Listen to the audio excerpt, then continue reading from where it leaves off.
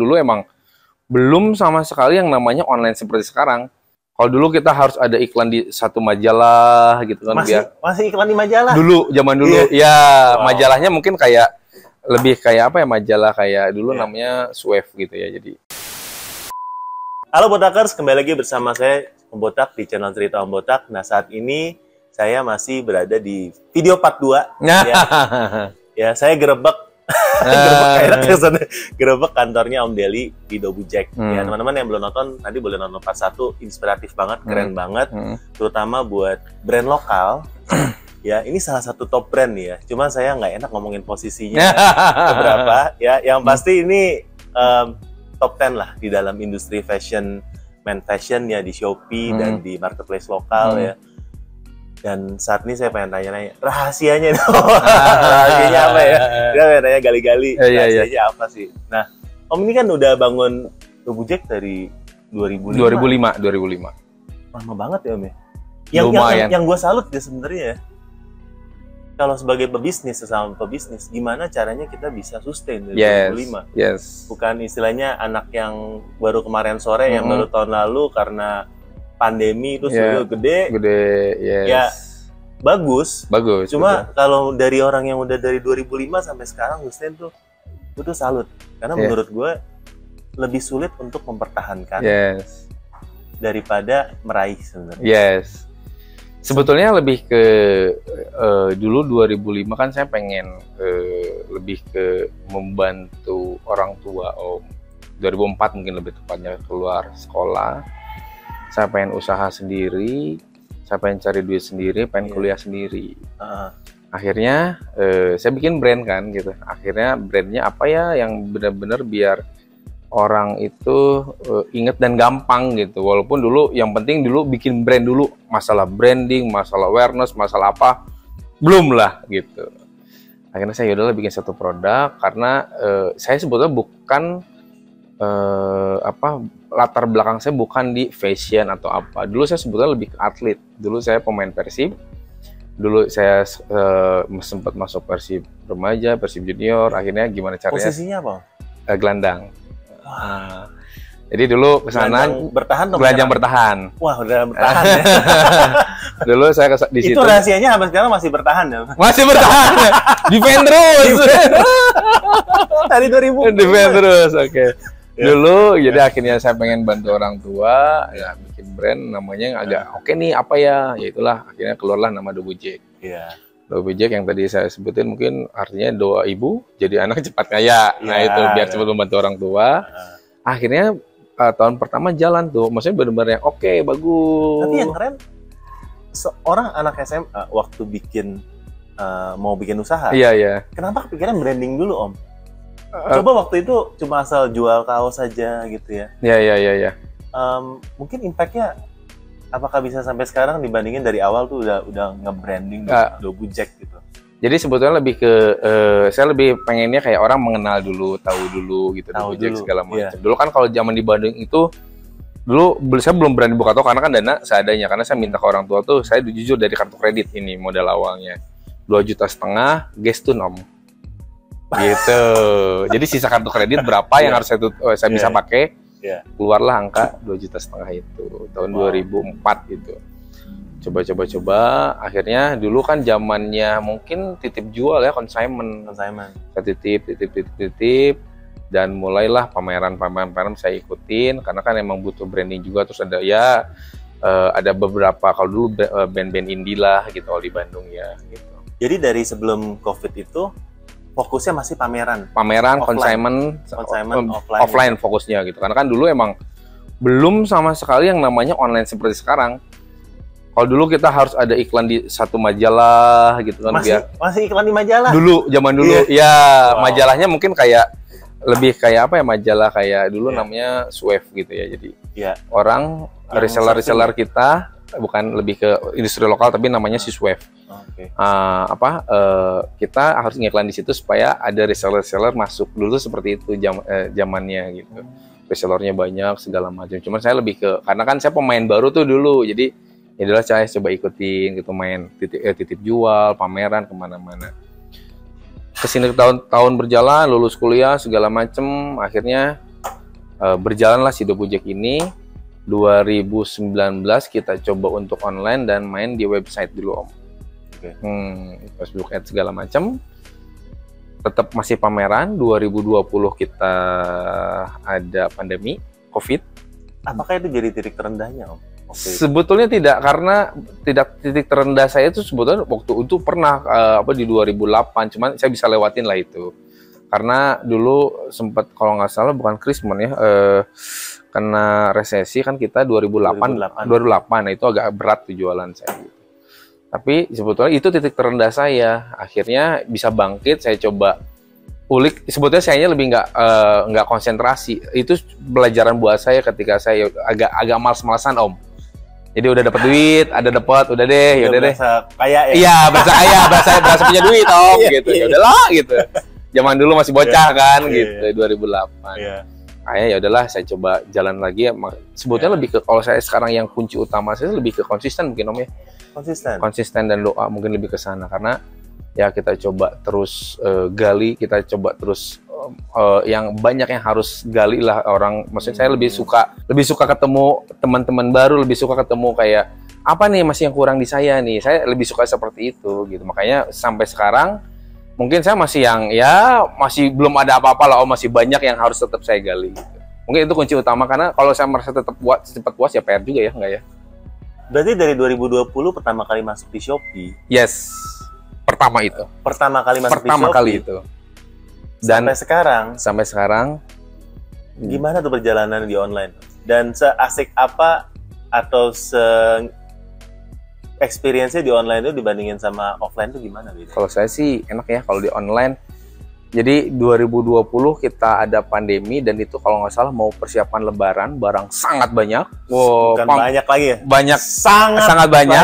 Pameran kita karena kita udah siapin buat pameran beberapa titik. Berapa kota tuh? Berapa kota dulu kalau nggak salah 7 apa 6 ya, saya lupa ya. 6 apa 7 kota ya dulu tuh. Banjarmasin, di Kalimantan, di Lampung, banyak lah. Nggak boleh dong sama pemerintah, karena semua harus nggak ada event online sama sekali, event offline sama sekali. Akhirnya saya terjun ke online, maksudnya dimasukin ke marketplace, dan ternyata hasilnya luar biasa. Lebaran kok habis barang saya gitu kan. Ketika jualin di marketplace, karena saya pun kaget ketika, wah ini kok bisa begini. Akhirnya dari situ kita kita bikin tim yang benar-benar siapin buat fokus tim online, dan sampai sekarang. Gitu. Wow. Apalagi sekarang sudah mulai banyak ya jualannya, ya nggak hanya Shopee aja, karena sekarang udah mulai banyak. Setelah pandemi mulai berakhir dari 2022, tren penjualannya gimana di online? Saya sebetulnya, saya jujur ya, kalau setelah pandemi sekarang offline sudah mulai menggeliat lagi, justru lebih bagus. Malah lebih bagus lagi? Lebih bagus lagi salesnya. Online atau offline ya? Online lebih bagus lagi. Malah lebih bagus lagi. Ini sebenarnya menurut saya suatu hal yang luar biasa, karena banyak seller bilang sepi sekarang. Ya.